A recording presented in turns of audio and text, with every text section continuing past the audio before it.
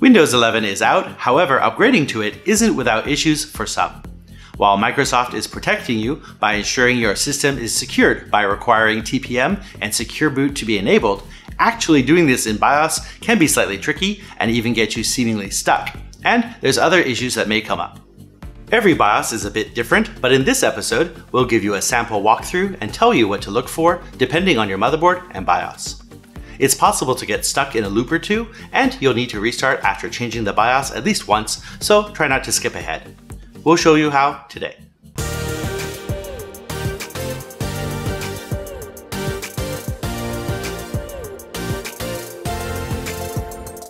Hey, I'm Rick, your host for today, and we'll give you an overview of how to enable TPM and Secure Boot for your own PC, though every BIOS is slightly different, so please keep this in mind. And don't forget to subscribe to MSI Gaming for the latest news and tutorials. Let's get the caveats out of the way. You should back up your files and data and have program installers, passwords, and product keys saved to another physical drive that isn't C drive, like an external hard drive or USB. And don't forget the folders and files on your desktop, which are easy to miss. Although upgrading to Windows 11 should leave all data and programs intact, we take no responsibility for any loss of data, and you do this at your own risk.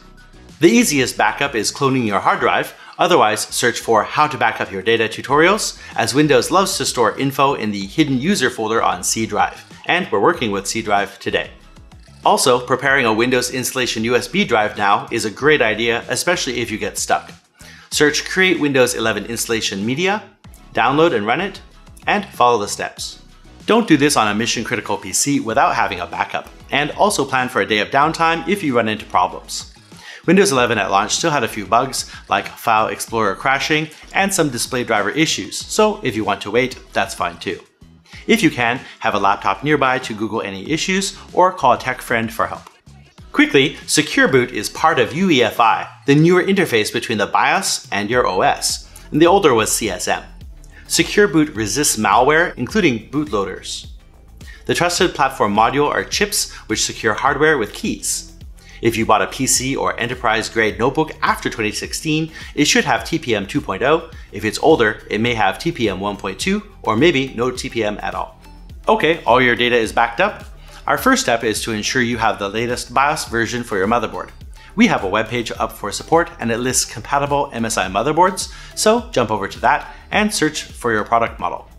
Follow the steps to download and put the BIOS on a USB drive. And for the update, ensure the USB is inserted into the rear I/O of your motherboard. Now restart your PC and tap the Delete key to get into the BIOS, then go through the steps to update your BIOS. You need to know where the CMOS jumper is located on your motherboard. Some manufacturers have an option like Fast Boot, which, if enabled, won't accept keyboard input during startup. Or, if you're further in this guide and have a black screen after trying a step, you can clear the CMOS, which reverts all BIOS settings to default. To do this, turn off the power to the power supply, and very carefully, bridge the CMOS jumper for 10 seconds. Turn the power back on, hit the power button, and tapping delete, you should be able to get into BIOS. Step 2. Whether you use a hard drive, SSD, or NVMe M.2 drive for your Windows install, to use UEFI, your drive needs to be formatted as GPT. The older MBR was used for Windows 7, but recently built PCs will likely already be formatted as GPT. You can find out what format your drive is by right-clicking the Start menu or press Windows key plus X and select Disk Management. Alternatively, press Windows key plus R to open the Run dialog, type in diskmanagement.msc and click OK.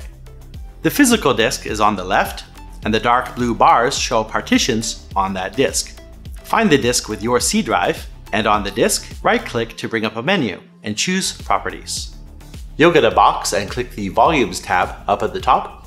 Clicking on it will show the partition style, GPT or MBR. Note if you click on the partitions, it will give you a different box. And don't do any changes here or you risk wiping data from the drives. With MBR, you have a few options after you've cloned or backed up your data.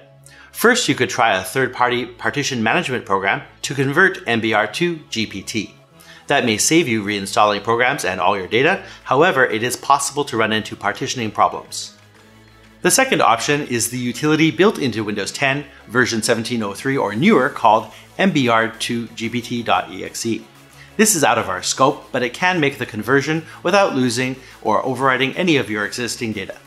Third option, if your drive is MBR, is a clean install of Windows by deleting all data and partitions. And note, you should locate and save your Windows product key and Office or other program keys before you do this. If you're choosing this, make sure you have that Windows installation USB ready, and with power off, open up your PC and disconnect power to any other internal SSDs or hard drives to prevent accidental erasure.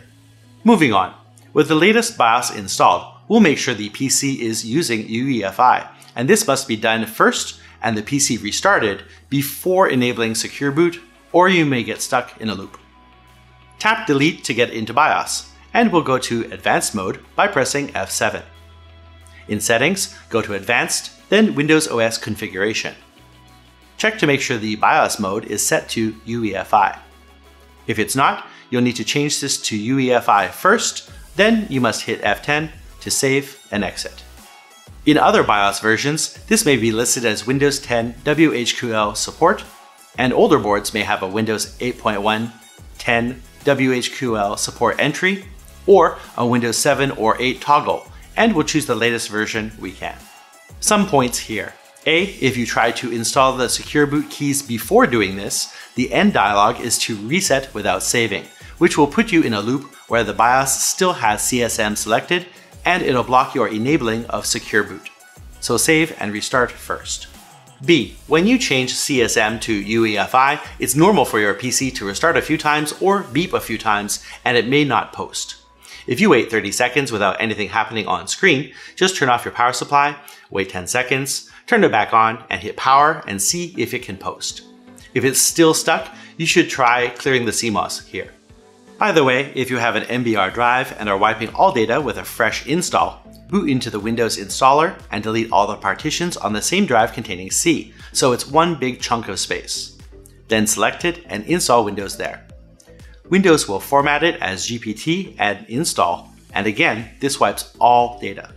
Back to the walkthrough. Next, you should test if you can get to the desktop. If yes, great, but if you get a black screen with boot device not found, or Windows doesn't load after a few tries, that means your drive is likely formatted as MBR. See the previous section about how to get it formatted as GPT. Okay, so latest BIOS, drive is GPT, and UEFI enabled. Power on and tap Delete to go to BIOS Settings, Advanced, Windows OS Config.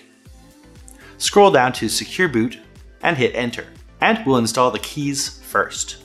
Going to Secure Boot mode, we'll change from Standard to Custom, then the options below will turn active. We'll choose Enroll all factory default keys. The first dialog confirms installing factory default keys, and the second will ask to reset without saving. The keys will be installed, but no other changes in BIOS will be saved. Save and exit, and get back into BIOS.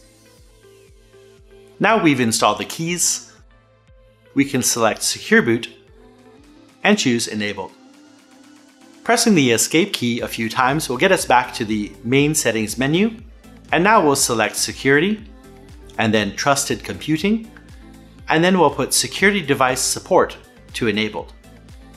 We won't see an update in status information until we hit F10 to save config and exit, which we'll do now.